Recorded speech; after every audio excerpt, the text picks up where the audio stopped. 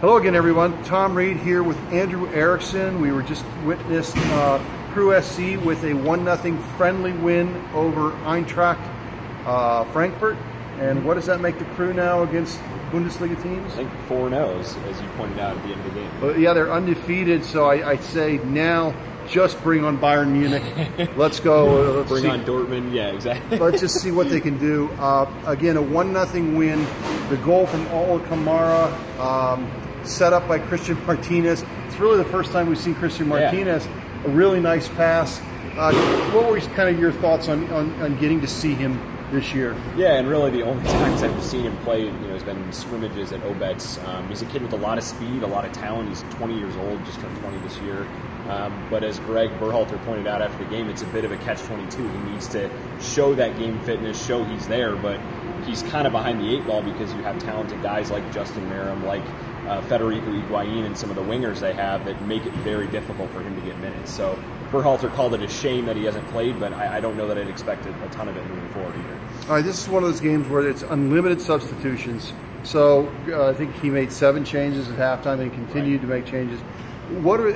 These type of games, these friendlies, really is a chance for young players to get on the field and show what they have. Give me some of your impressions tonight of some of the other young guys that you saw tonight. Yeah, and a guy we talked about after the game was Lalas Abubakar again. He made his first start of the season against Minnesota United.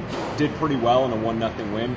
And again, in the first half of the night, he did fairly well. I think he's able to stay within himself and make the right play. And we even saw him galloping near the sideline at the beginning of the game. So he's very, clearly very comfortable with his surroundings, and I think that's something you want to see. And Abuchi Abinwa, who was born in Westerville, made his Crew debut tonight. So that was a really fancy little move to get out of trouble in the middle of the field. I know you were kind of writing on deadline, but that's one I'm sure the kid will watch, and the family will love seeing that, and any people from around here that remember him. I know he was born here and then moved to Florida.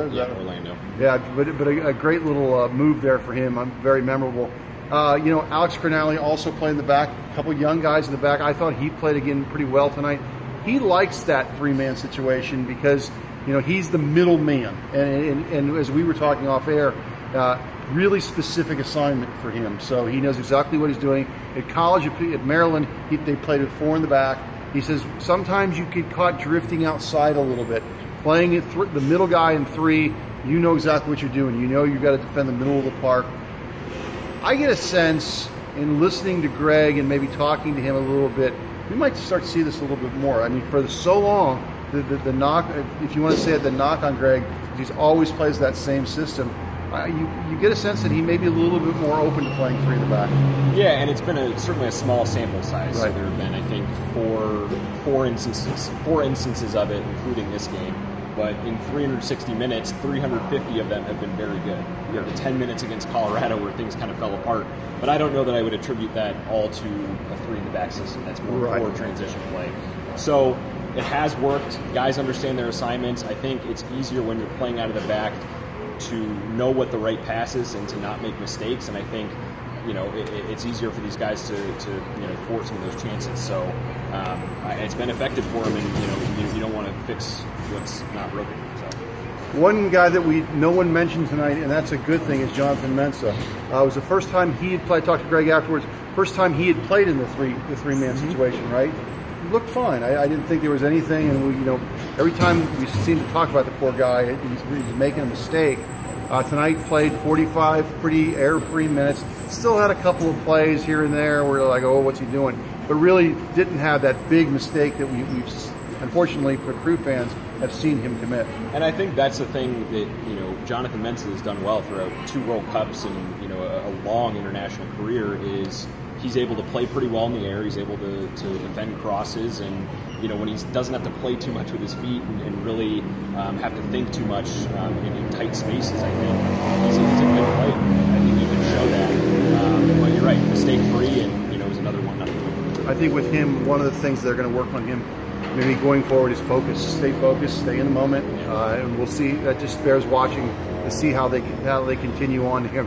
Okay, let's do some quick housekeeping first on the injury front. Take us through some of the guys that are dealing with some injuries and guys that sat out tonight. So it was a hot practice on Sunday, and right at the end, Harrison Offal pulled up with what looked like a hamstring cramp. And he was up and stretching it out, so it really didn't look too serious. Greg Berhalter said it was more of a precaution tonight that he didn't play, but he should be ready to go for Saturday. Justin Merrim's recovering from an ankle injury, but was doing conditioning yesterday at practice, is starting to get back to full training and should be ready to go. And Nico Hansen was projected to miss 3 games and has after hernia surgery, and looks like he should be ready to go as well. So should be back close to full strength. Or close to full strength by the time they play Philadelphia, and that's a good thing because Philadelphia will have that Wednesday game. And let's face it, they jump right back in. The Gold Cup break's over, friendlies are over. 2 important back-to-back games with Philly right away. This is a chance for them to really. I mean, they're kind of sitting right there on the bubble, right, on the playoff thing. 6th place, so that they've got to get going. 2 huge games coming right out of the break. Yeah, and Will Trapp, I think, said it best. You come out of the break with 2 games against Philadelphia, and then you have RSL and San Jose and another 2 winnable games. So if you can get some points out of there, it really makes the end of the season a little bit better. All right, Saturday night back here at Mafre Stadium.